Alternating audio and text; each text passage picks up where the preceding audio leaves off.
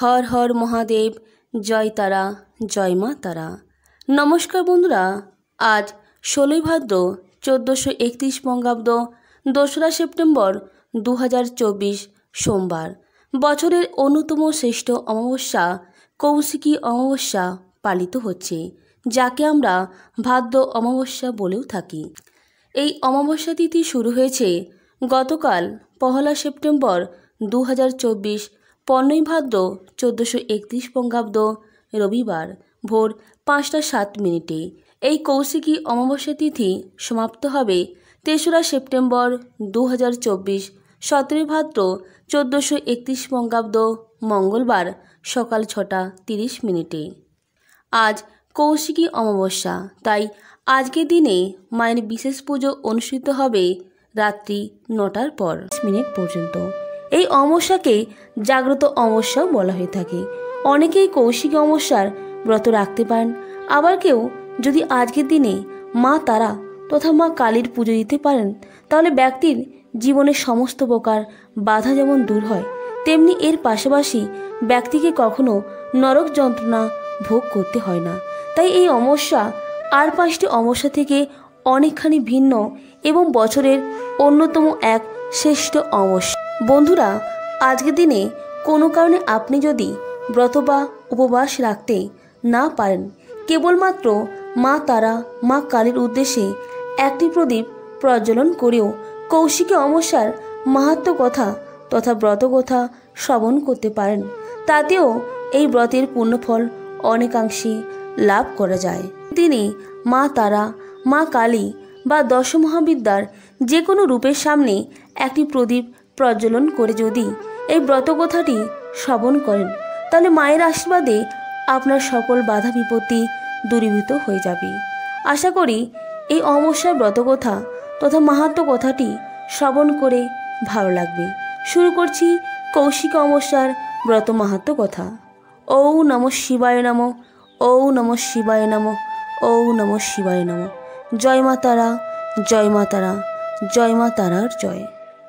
ভাদ্র মাসের অমাবস্যার গুরুত্ব আর 5টা অমাবস্যা থেকে একটু হলেও বেশি। মার্কণ্ড পুরাণের অন্তর্গত শ্রী শ্রী চণ্ডী গ্রন্থানুসারে এই পুণ্যতিথিতে শুম্ভ ও নিশুম্ভকে বধ করার নিমিত্ত মহামায়া পার্বতী দেহের কৌশিকা বা কোষ থেকে দেবী কৌশিকী দেবীর আবির্ভাব ঘটেছিল। তাই এই অমাবস্যা কৌশিকী অমাবস্যা নামেও পরিচিত। এটি নিয়ে প্রচলিত পৌরাণিক কাহিনীটি হল, শুম্ভ ও নিশুম্ভ ছিলেন প্রবল পরাক্রমশালী দুই অসুর ভাই।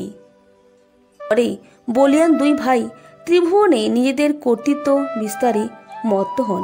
স্বর্গের অধিকার লাভের উদ্দেশ্যে দেবলোক আক্রমণ করলে দেবতারা পরাজিত হন।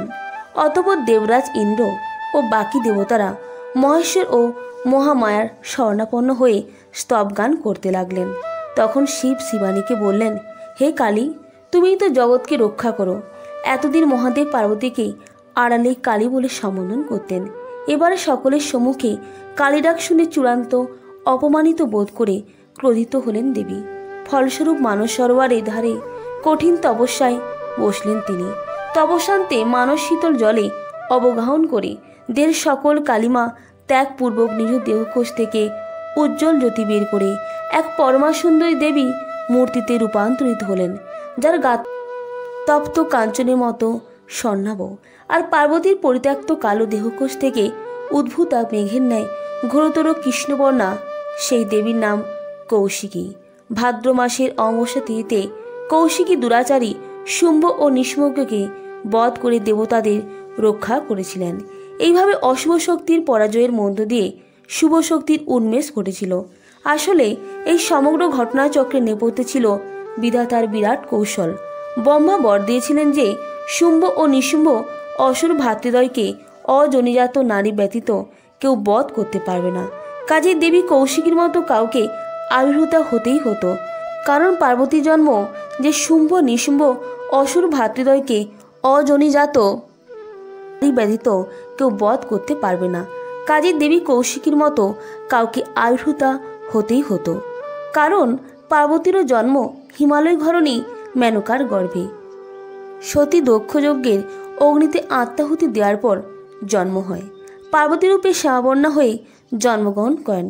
এইভাবে কৃষ্ণকোষ ত্যাগ করে গৌরবর্ণ ধারণ করায় পার্বতীর নাম হলো গৌরী। তাই আজকের দিনেই অর্থাৎ কৌশিকী অমাবস্যার দিনেই সম্পন্ন হন।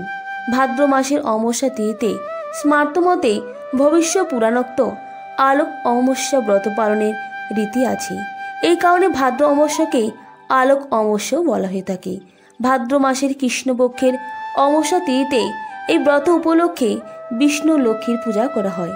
একদা দেবর্ষি নারদ পরিভ্রমণ করতে করতে জমালে উপস্থিত হলেন, কিন্তু সেখানকার নিকষ অন্ধকারে ভীত বিহ্বল হয়ে একসময় দিশেহারা বোধ করতে লাগলেন। তিনি যমলোকের দ্বারে টকবক করে ফুটতে থাকা অস্থি, কেশ, পচা গোলা, মাংসপিণ্ড বাহিনী, বৈতরণী নদী ও সেখানে উপস্থিত প্রেতদের উপর যম কিঙ্করদের নারকীয় উৎপীড়নের ভয়ঙ্কর দৃশ্য পরিদর্শন করে শিউরে এই মহাঘোর অন্ধকার ও নরক যন্ত্রণা থেকে মুক্তির উপায় জানার অভিপ্রায় নিয়ে তিনি গমন করলেন ব্রহ্মার সকাশে। নারদ বললেন, হে প্রজাপতি, যমদ্বারে কেন অন্ধকারের ঘনঘটা? কি উপায় প্রেতগণ এই নরক যন্ত্রণা থেকে মুক্তির আলো দেখতে পারে? তখন প্রত্যুত্তরে ব্রহ্মা বললেন, একমাত্র আলোক অমাবস্যা ব্রত পালনেই মনুষ্যগণকে এই চরম যাতনা থেকে অব্যাহতি দিতে পারে।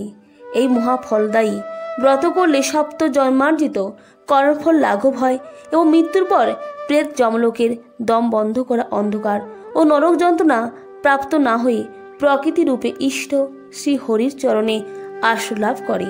যিনি এই ব্রত পালন করেন, শুধু তিনি নন, তার স্বামী, সন্তান, শ্বশুরকুল, পিতৃকুল, আত্মীয়বর্গ, এমনকি ভৃত্যগণও যমলোকের অন্ধকার ভোগ থেকে রেহাই পায়। আলোক অমাবস্যা ব্রত ভাদ্র মাসের অমাবস্যার শুভক্ষণে শুরু করে একটানা 6 বছর পালন করতে হয়। ব্রত পালনের জন্য ব্রতীকে প্রতি বছর লক্ষ্মী নারায়ণ পুজোর পাশাপাশি 2টি ঘিয়ের প্রদীপ ও 4টি তিল তেলের প্রদীপ জ্বালাতে হয় এবং 2 বছর হবিষ্যান্ন ও 1 বছর ফলাহার করে থাকতে হয়। ব্রতের অন্তে বিপ্র, ব্রাহ্মণ অথবা দুস্থ মানুষদের উদ্দেশ্যে ভোজন করাতে হয় এবং যথাযথ ভোজ্য ও দক্ষিণা দান করতে হয়। ভাদ্র মাসের এক বিশেষ মুহূর্তে স্বর্গ নরকের 2 দরজা মুহূর্তের জন্য খোলে, তাই এই তিথিটিকে তারানিশীও বলা হয়ে থাকে। 10 মহাবিদ্যার দ্বিতীয় দেবী মা তারা। আজ বীরভূম জেলায় তারাপীঠে এই অমাবস্যা উপলক্ষে বিশাল উৎসব হয়। অমাবস্যা তিথি শুরু হলেই রাজবেশ সহকারে রাতের বেলায় মা তারা তথা মা কালীর আরাধনা করা হয়। এই ব্রত কথাটি শ্রবণ করে ভালো লেগেছে। ভালো লাগলে লাইক করবেন আর আজকের দিনে চেষ্টা করবেন দেবী মহামায়ার যে কোনো রূপের সামনে একটি ঘিয়ের অথবা তিল তেলের প্রদীপ প্রজ্বলন করবেন। সন্ধ্যার পর এই ব্রত কথাটি আরও একবার হলে অবশ্যই শ্রবণ করবেন। সকলেই ভালো থাকুন, সুস্থ থাকুন। মায়ের আশীর্বাদে সকলের সমস্ত বাধা বিপত্তি দূর হোক এই কামনা রেখে আজকের ভিডিওটি এখানেই শেষ করলাম। নমস্কার, প্রত্যেকে ধন্যবাদ জানাই।